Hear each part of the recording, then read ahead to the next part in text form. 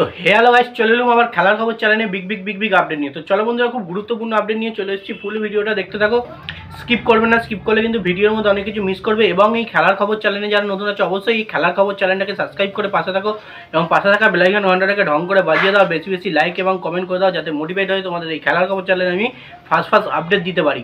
তো চলো বন্ধুরা, ফার্স্ট যে আপডেটটা নিয়ে কথা বলবো, খুবই গুরুত্বপূর্ণ একটা আপডেট প্রতি ভিডিওয়, যেটা আমি বলে থাকি।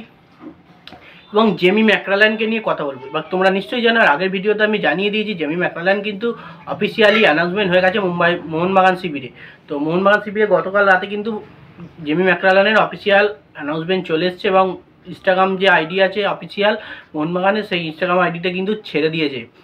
এবং তার সঙ্গে এবার যেটা বলা হচ্ছে, জেমি ম্যাকরাল্যান্ডের জার্সি নাম্বার কত হতে পারে।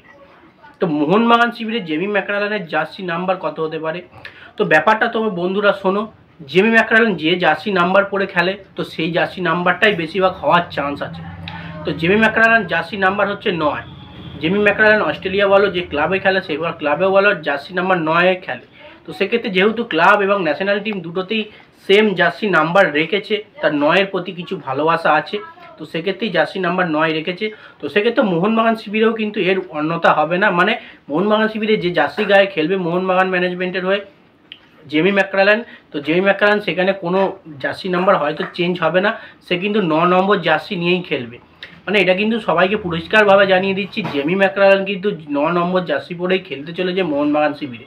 মানে এর থেকে অন্য কোনো যদি জার্সি পরে খেলা, সেটা মিরাক্কেল ছাড়া কিছু বলতে পারবো না।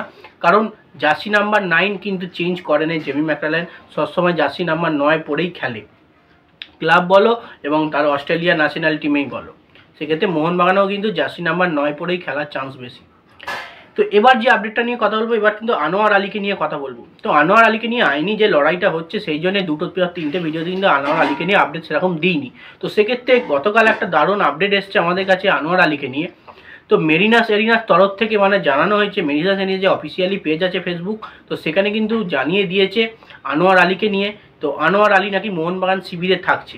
মানে মেরিনাস এরিনার যে আপডেটগুলো হয়, তোমরা নিশ্চয়ই জানো মেরিনাস এরিনার আপডেট সবসময় সত্যি হয়, মানে ভুল সেরকম ওরা আপডেট দেয় না।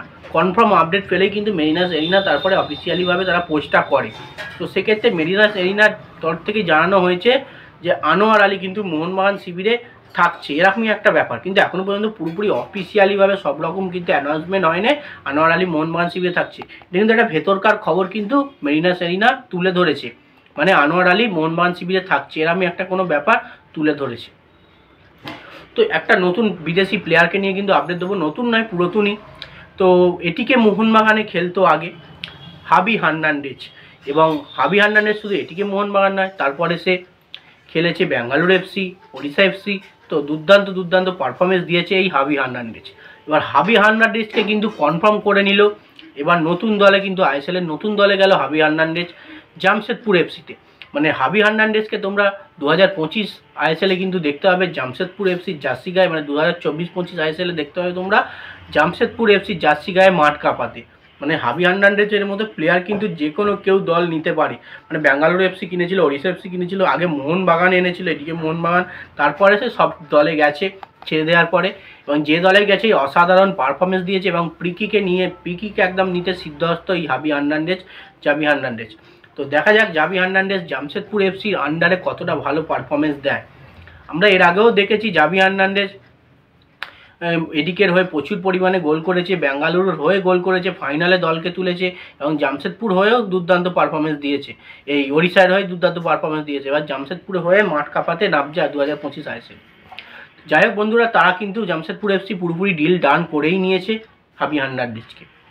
তো বন্ধুরা, ভিডিওটা এইটুকুই রাখছি, এই আপডেটটাই ছিল। ভালো লাগলে লাইক কমেন্ট শেয়ার সাবস্ক্রাইব করে পাশে থাকো, আর তাড়াতাড়ি করে একদম 5000 সাবস্ক্রাইবটা করে দাও, যাতে মোটিভেট হয় তোমাদের এই খেলার খবর চ্যানেলে আমি ফার্স্ট আপডেট দিয়ে দিতে পারি। 2000 সাবস্ক্রাইব কমপ্লিট হয়েছে, এবার 5000 সাবস্ক্রাইবটাও কমপ্লিট করে দাও। তো চলো বন্ধুরা, বাই, আবার নেক্সট ভিডিও দেখা হচ্ছে।